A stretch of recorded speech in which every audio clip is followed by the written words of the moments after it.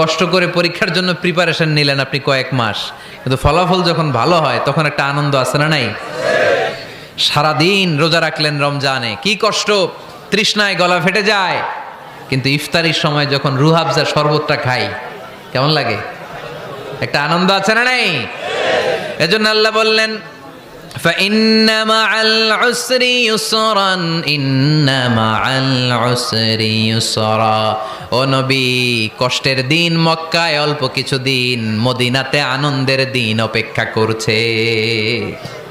আমাদের জীবনে যদি দুঃখ কষ্ট আসে আমরা ধৈর্য ধরবো, তাওয়াক্কুল করবো একজনের উপর, তিনি কে?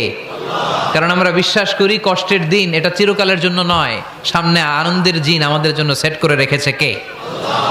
তাহলে আমরা সূরাতুল ইনশিরাহ থেকে 3টা নেয়ামতের বর্ণনা শুনলাম, বিশ্বনবীকে কি সান্ত্বনা দেয়া হলো সেটা শুনলাম। এবার 2টা গাইডলাইন শুনে তাফসীর আমরা শেষ